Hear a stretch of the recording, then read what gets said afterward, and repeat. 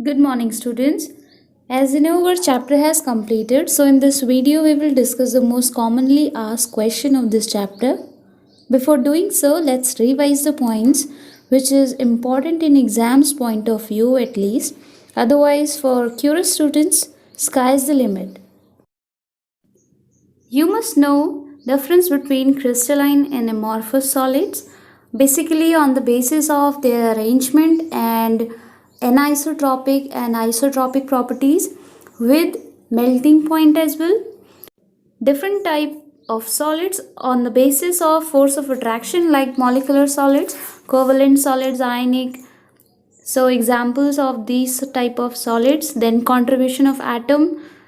At corner, the contribution is 1 by 8. At body center, the contribution is 1 because it is not sharing with any other unit cell. At face centered, 1 by 2. At edge center, 1 by 4. Tetrahedral void because it is inside the cube, so it is 1. And body diagonal again 1. Next is atoms per unit cell in different cubic unit cell. In primitive or SCC, simple cubic unit cell, the atoms are present only at corners, so Z is equals to 1. When we multiply 8 with 1 by 8, which is the contribution of corner atom, it gives 1. BCC, in BCC, atoms are present in two positions, first at corner, second at body centered. So 8 multiplied by 1 by 8, that is the contribution of, that is the atoms from corner, and plus 1, it is from body centered. So total Z is equals to 2. In FCC, the atoms are present in two positions, again at corner and in all face centered. So the Z is 4, 1 from corner and 3 from face centered. Next is density. So the formula is Zm upon Na A cube. So Z is number of atoms per unit cell. If it is SCC, that is 1, BCC 2, FCC 4. M molar mass of atoms, Na Avogadro number, which is 6.022 into 10 to the power 23. A cell edge. Packing efficiency. So in SCC, the packing fraction is 0.52 and packing percent is 52. In BCC, it is 0.68 and packing percent is 68. FCC 0.74 and packing percent is 74%. HCP 0.74 and 74%. Okay. It is easy to learn SCC, BCC and FCC packing percent with 5, 6, 7, 2, 4, 8. So it is easy to learn packing percentage of SCC, BCC and FCC as well as CCP and HCP. Next is tetrahedral voids and octahedral voids, their positions. The number of tetrahedral voids is always twice the number of octahedral voids. So it is useful in calculating the number of the formula of a compound. Defects, Schottky defect, Frankel defect and their examples. How F center are formed. Doping, their effect on conductivity. N-type, P-type semiconductor, effect of defect. Then magnetic properties, paramagnetic, diamagnetic, ferromagnetic, ferrimagnetic and antiferromagnetic with their examples. So this is the quick wrap of the chapter. So first question is classify the following as amorphous or crystalline solid. पहला है polyurethane. जिस भी compound के नाम में poly लग जाए it means वो एक पॉलीमर है और पॉलीमर एमॉर्फस की कैटेगरी में आते हैं, ये हम पहले भी पढ़ चुके हैं. नैप्थलीन, ये है क्रिस्टल कार्बन और हाइड्रोजन का. Next benzoic acid. So all acid base and salt crystalline की कैटेगरी में आते हैं. सो बेंजोइक एसिड भी क्रिस्टलाइन होगा. टेफ्लॉन, ये भी पॉलीमर है, आप लास्ट के चैप्टर में पढ़ लोगे इसे. पोटेशियम नाइट्रेट एक आयनिक सॉलिड है. सेलोफेन ये एक मेम्ब्रेन है, सो अगेन सेलोफेन भी एमॉर्फस की कैटेगरी में आएगा। पॉली तो पॉली लग गया है तो एमॉर्फस आएगा। Fibre glass, glass is amorphous, so fibre glass is again amorphous. And last is copper, ये एक मेटालिक सॉलिड है तो ये क्रिस्टलाइन सॉलिड की कैटेगरी में आएगा। Next question is classify the following solids in different categories based on the nature of intermolecular forces operating in them. पहला है पोटेशियम सल्फेट, तो ये एक सॉल्ट है तो इनके बीच में आयनिक बॉन्ड है, so it is ionic solid. Next tin, ये एक मेटल है so it is a metallic solid. Benzene एक मॉलिक्यूल है जो वेंडरवॉल और वीक फोर्सेस से अट्रैक्टेड है, सो बेंजीन एक नॉन पोलर मॉलिक्यूलर सॉलिड है। Urea a polar molecular solid. Ammonia polar molecular solid, आप इसे हाइड्रोजन बॉन्डेड मॉलिक्यूलर सॉलिड भी लिख सकते हैं, same with water. Zinc sulphide again salt, so it is ionic solid. Graphite, it is a crystalline form of carbon and it is found in cage or network form of covalent bonds, so it is a covalent solid. Next is rubidium, again a metal, so metallic solid. Argon, noble gas, weakly attracted by van der Waals force, so non-polar molecular solid. Silicon carbide, covalent or network solid. Next question is distinguish between hexagonal and monoclinic unit cells and face-centered and end-centered unit cells. So hexagonal and monoclinic unit cells में आप जो distinguish दोगे वो दोगे उनके parameters के difference में, which is ABC and alpha beta gamma. So जैसे वो टेबल याद है वो इसे आराम से कर लेगा। Face centred and end centred में आपको पोजीशन बतानी है एटम्स की। फेस सेंटर्ड में atoms are present at all corners and at each face centre, and end centred में atoms are present at all corners with at the center of any two opposite faces. Our next question is explain how much portion of an atom located at corner and body center of a cubic unit cell is part of its neighboring unit cell. So it is direct question. इसमें वो पूछ रहा है corner का atom कितना contribution करता है और अगर वो एटम बॉडी सेंटर में है तो कितना कंट्रीब्यूट करेगा।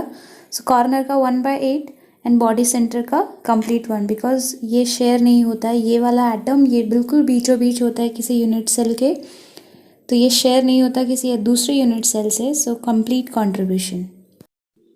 अगला क्वेश्चन है जिसमें वो आपसे टाइप ऑफ मैग्नेटिज्म पूछ रहा है, ये बोर्ड एग्जाम का क्वेश्चन है। तो इसमें क्योंकि डोमेन्स इक्वल और अपोजिट डायरेक्शन में है, सो ये क्लियरली बताता है ये एंटी फेरोमैग्नेटिज्म का अलाइनमेंट है। Next is what type of defect is shown by this, so KCl Schottky defect, AgCl Frenkel defect, तो साइज डिफरेंस के हिसाब से आप देख सकते हो इसमें। Next is an element with density given है, FCC में है, मीन Z गिवन है, with edge length A given है। सो calculate the atomic mass of element, Avogadro number भी गिवन है, तो डायरेक्ट डेंसिटी का क्वेश्चन है, सारी वैल्यूज़ गिवन है, आपको बस एटॉमिक मास कैलकुलेट करना है, तो बहुत ज़्यादा कॉम्प्लिकेटेड क्वेश्चन नहीं है, डायरेक्ट है। इसमें बस ये है कि अगर FCC का याद नहीं है Z = 4 तो प्रॉब्लम हो जाएगी, अदरवाइज डायरेक्ट क्वेश्चन है। Next question is analysis shows that FeO has non-stoichiometric composition with formula Fe 0.950। सो इसमें उसने ये बोला है कि FeO, क्योंकि आप फॉर्मूले में देख रहे हो Fe1O1, सो इसमें 1:1 का रेशियो है, बट उसमें बोला है इसमें जो कॉम्पोजिशन है उसका आता है 0.950, मीन्स हर 100 ऑक्सीजन में Fe 95% रहता है। तो उसने ये चीज़ बोली है कि इसमें क्यों होता है ये ऐसा, तो इसमें प्रॉब्लम ये है कि सारे Fe 100 Fe नहीं है इसमें है क्या Fe2+ और Fe3+ दोनों मिक्स इसमें प्रेजेंट है, तो ये एक डिफेक्ट है नेक्स्ट क्वेश्चन, एलिमेंट एक्स जिसका एटॉमिक मास आपको गिवन है, एफसीसी स्ट्रक्चर में है, इट मीन्स जेड की वैल्यू आपको 4 याद होनी चाहिए। सेल एज लेंथ गिवन है पिकोमीटर में, आप सेंटीमीटर में चेंज कर दो। डेंसिटी का फॉर्मूला है Zm/A³ Na।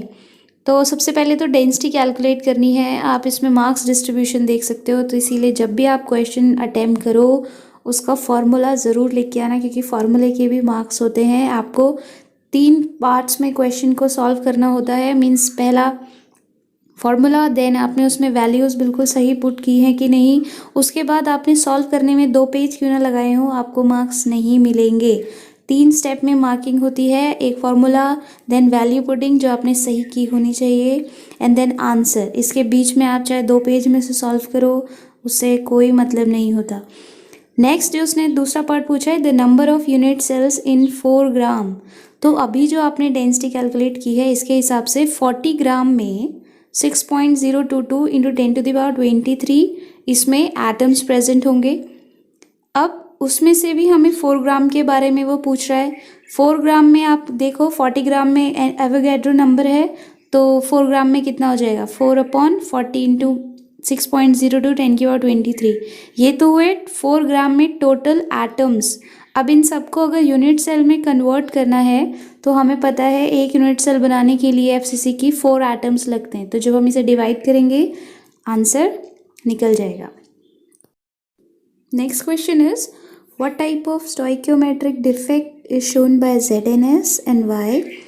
तो ये भी अगर 1 मार्क्स का क्वेश्चन है तो इसमें डिफेक्ट के लिए हाफ मार्क्स मिलेंगे और रीज़न के लिए हाफ मार्क्स, तो ज़्यादा बड़ा आंसर लिखने का कोई फ़ायदा नहीं है। ZNS जैसे याद होगा डायरेक्ट फ्रेंकल डिफेक्ट है, क्योंकि साइज डिफरेंस बहुत ज़्यादा है आयंस के बीच में। Next question is, an element crystallises in FCC lattice which means Z is 4, cell edge is given which is 300 picometer, density of the element is given in gram per centimeter cube। तो ग्राम per centimetre cube में given है, it means आपको as length आपको picometre से centimetre में change करनी होगी।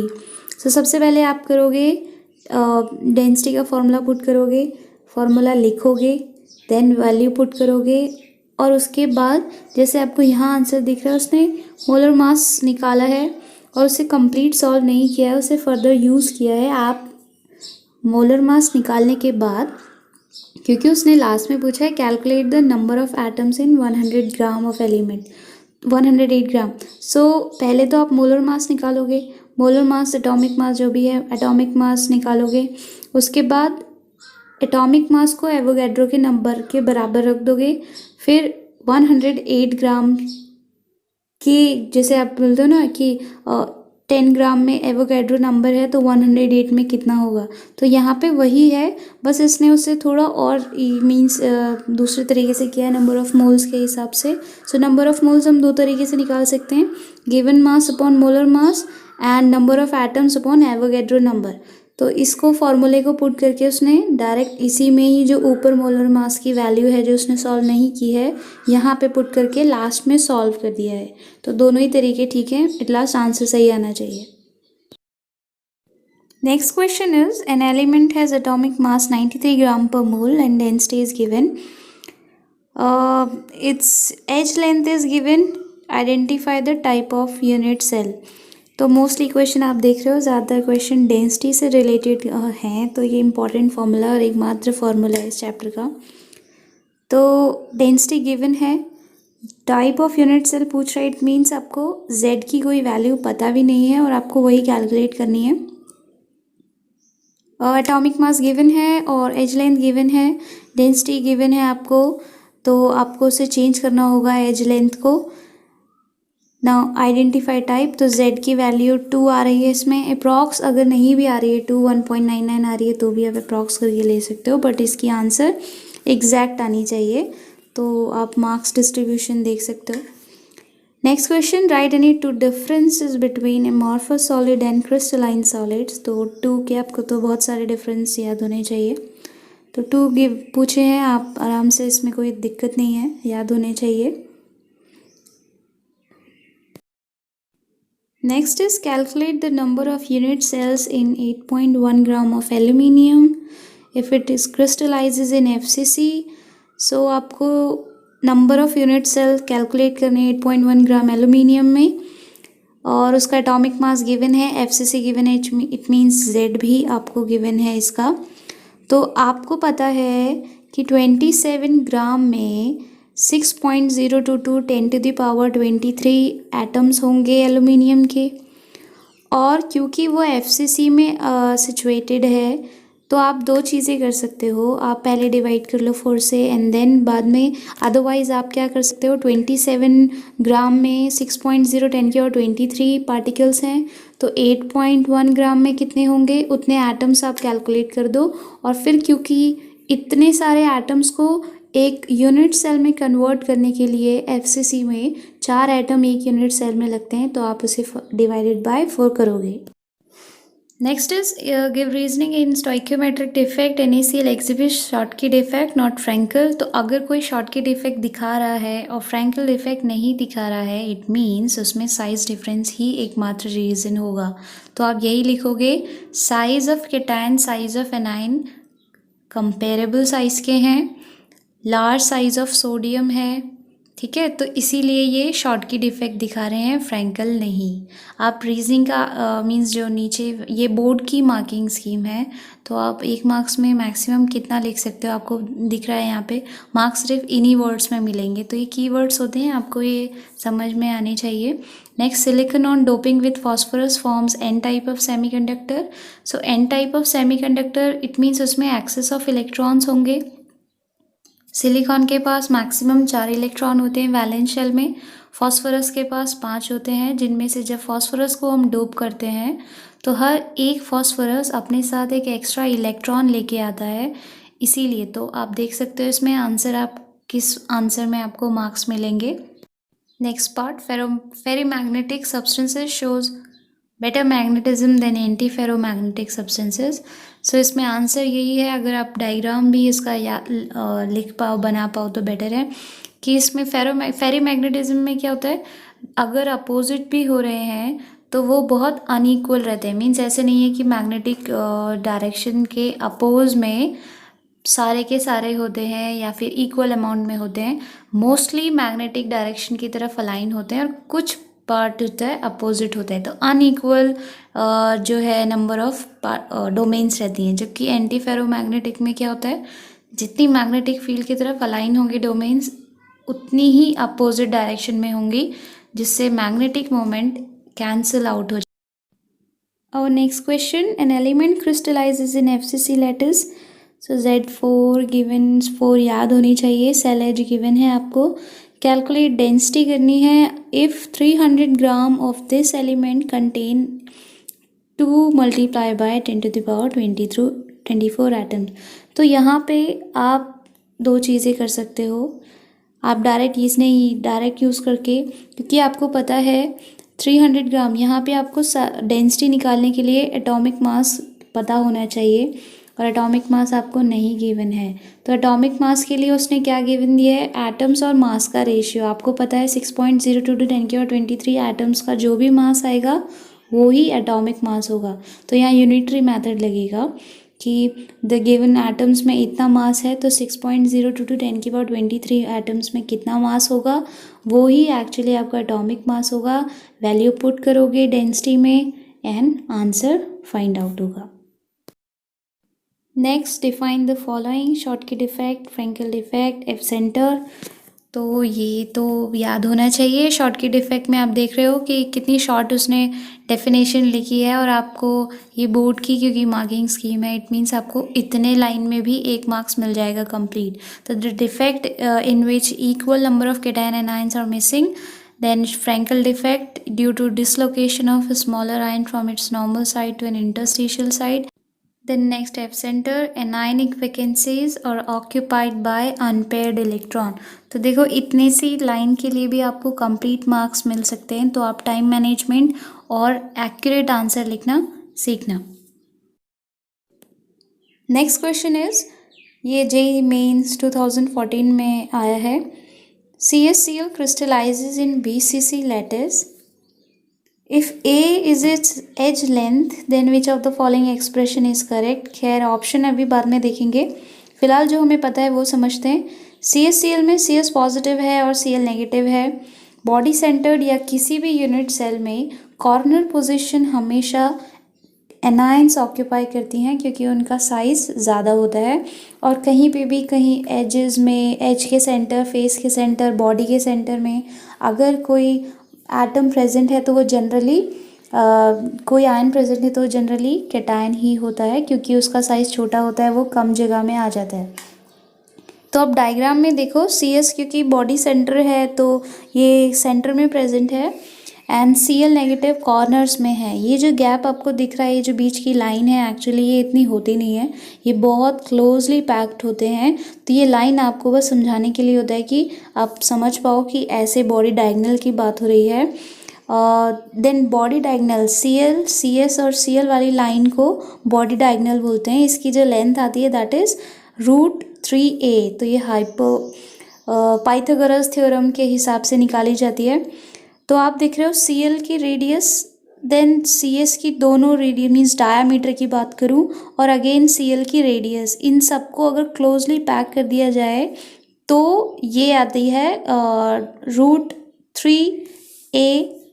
तो अब इसके हिसाब से फॉर्मूला हमारा जो हमारे पास ऑप्शन है, ऑप्शन मिल गया हमें.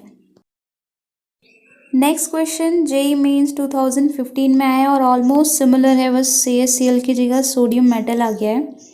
सेम BCC में क्रिस्टलाइज है. ये सेल एज उसमें A थी, इस बार गिवन है आपको. So radius of sodium atom is, so अब यहाँ पे आप वो DAR वाला रिलेशन भी लगा सकते हो, प्लस अभी जो हमने पिछला क्वेश्चन किया कि बॉडी डायगोनल की जो पूरी की पूरी लेंथ होती है वो √3a के बराबर होती है. सो 2r + 2r, तो इसके हिसाब से हमारी आंसर हमें कैलकुलेट हो गया है. ठीक है. Now next question, in a compound atoms of element Y form CCP lattice and those of element X occupies 2/3 of tetrahedral void. अब इसमें आप दो चीज़ें कर सकते हो, आप N और 2N वाले के हिसाब से भी कर सकते हो इसको, तो भी आंसर सेम आएगा. मीन CCP को आप Y को N ले लो और एलिमेंट X, क्योंकि CCP जितने टोटल नंबर ऑफ एटम्स होते हैं टेट्राहेड्रल उनके ट्वाइस होते हैं, तो 2N लेना पड़ेगा और उसका भी 2/3. तो आप जब इसका रिलेशन निकालोगे सेम आएगा. और अगर आपको पता है CCP FCC जैसा ही होता है तो इसकी Z की वैल्यू 4 होती है एंड टेट्राहेड्रल वाइड्स टोटल 8 होते हैं और उसका 2/3 तो 16/3. अब इसे जब हम रेशनलाइज करेंगे तो answer will be X4Y3. Next question, percentages of free space in CCP structure and in body centered pack structure. तो आपको यहाँ पूछा है फ्री स्पेस की परसेंटेज, जबकि आपने याद किया है कितना % ऑक्यूपाई किया है एटम्स ने BCC में. अगर हम उसे BCC की तरफ से पैक करते हैं तो आपको क्या करना है, उसको 100 में से माइनस करके सेम परसेंटेज आएगी. जैसे CCP की 74% एफिशिएंसी होती है, इतना % वो पैक होता है, तो इट मीन्स कितना फ्री स्पेस होगा उसमें, आप उसे 100 में से माइनस कर दोगे. एंड BCC में आपको पता है 68% वो पैक होता है, तो इट मीन्स 32% उसमें फ्री स्पेस होगा. तो option B is the correct answer. Next is, in a face-centered cubic lattice, atom A occupies the corner position. It means FCC में corner position A टाइप के atoms ने occupy की है. Atom B occupies the face center position और उस cube में जितने भी faces के center हैं उसको B ने occupy किया है. पर one atom of B is missing. तो आपको पता है 6 ओवरऑल फेस होते हैं किसी क्यूब में, तो 6 होने चाहिए थे B, बट उसने कहा एक B मिसिंग है. इट मीन्स अब 6 नहीं, अब टोटल 5 ही B टाइप के एटम प्रेजेंट होंगे. तो अब क्या करना है, नंबर ऑफ़ एटम्स कॉर्नर में हमें पता है 8 होते हैं और हर किसी एटम का 1/8 कंट्रीब्यूशन आता है. इट मीन्स A का कंट्रीब्यूशन उस यूनिट सेल में 1 होगा. B ओवरऑल 6 होनी चाहिए पर एक मिस है तो 5 है। और फेस सेंटर हाफ कंट्रीब्यूशन देता है अपने यूनिट सेल को, सो दिस इज़ 2.5। अब रेशनलाइज करते हैं इसे तो that is A2B5। Next question, lithium forms body-centered cubic structure. The length of the side of its unit cell is given. Atomic mass atomic radius पूछ रहा है। So यहाँ पे आप रिलेशन लगा सकते हो BCC में A और R के बीच में, तो ये अगर याद है तो इसमें फिर कुछ बचा नहीं। Next question, edge length of unit cell of a metal having molecular weight. तो edge length आपको given है 5 एंगस्ट्रॉम, molecular weight आपको given है 75 gram per mole which is atomic mass और molecular mass। Crystallise in cubic lattice, इसमें कहीं पे भी उसने कोई टाइप ऑफ क्यूबिक लैटिस नहीं मेंशन किया है। If density is 2 gram per centimetre cube then find the radius. तो सबसे पहले आपको इसे फाइंड आउट करना है कि एक्चुअली ये कौन से टाइप में क्रिस्टलाइजेज है। तो z की वैल्यू आपको कैलकुलेट करनी है। यहाँ z की वैल्यू उसने n लिया है z की जगह, तो वैल्यू पुट करने के बाद n आ रहा है 2, it means metal crystallises in BCC structure. अब आप BCC स्ट्रक्चर में A और R के बीच में रिलेशन फाइंड आउट करोगे, याद है तो याद होने के बाद √3A is equals to 4R।